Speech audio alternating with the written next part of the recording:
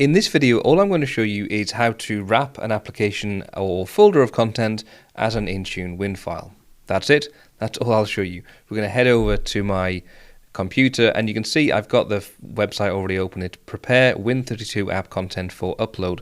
Quite a long, convoluted article considering what you have to do, but let's take a look at it. Before you can upload a Win32 app to Microsoft Intune, you must prepare the app by using the Microsoft Win32 content prep tool. We'll click on that. It takes us to GitHub, and from here we have the Intune Win app util. Please feel free to read through the rest of the article and the rest of the GitHub page, but for now, just to speed it up a little bit, I want to show you what to do. Click into it.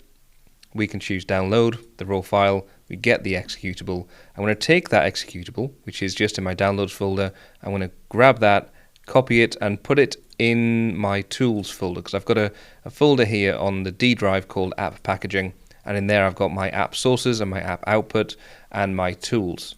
So I'm going to put the tools just in there. Okay, they're in there now. Next step, I'll show you what I've got in the app output. Absolutely nothing yet. That's where we start. We haven't built the app yet.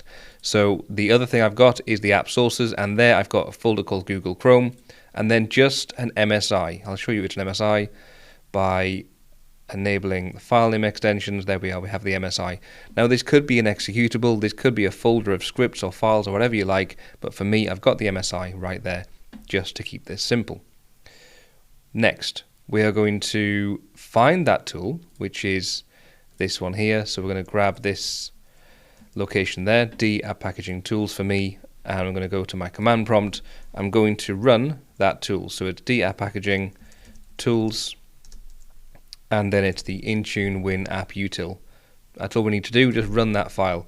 Now I'm running as administrator, and it says please specify the source folder. So we'll head over and get the source folder. It is the app sources, Google Chrome, that's it there. So we'll copy that, paste that there.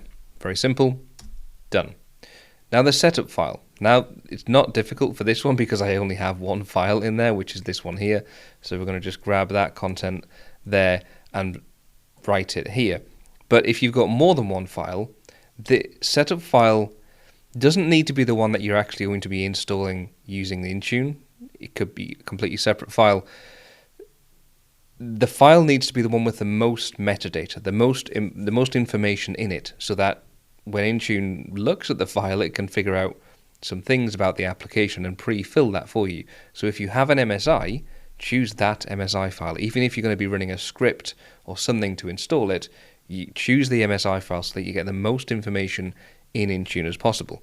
Let me just paste that here. So that is there, and now specify the output folder, and this is exactly why I've chosen to have app sources and app output, because I want to have a folder here called Google Chrome, and that is what I want to be the output folder. So I'll copy that, paste that there. No catalog file for this. There's no need to do that for a normal installation of an application or wrapping an app into Intune Win. You don't need to worry about that. If you do need to, you will know why you need to do that, so I'm not going to specify a catalog folder here. And that's it. It's now going off and doing exactly what I've asked it to do.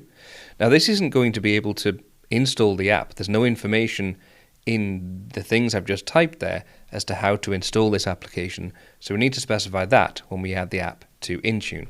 But for now, if I head over to my output folder, you can see I have the name of the application .IntuneWin. Now if you don't like the name of the application being in there for whatever reason, you are free to change this to whatever you like, and as long as it's a valid file name, then you can absolutely use that. The file name doesn't need to match the things that are inside the folder of content. Now this is just really a zip file. All it's done is zipped all that content up, because you can imagine with the MSI it's not a big deal because there's only one file in there.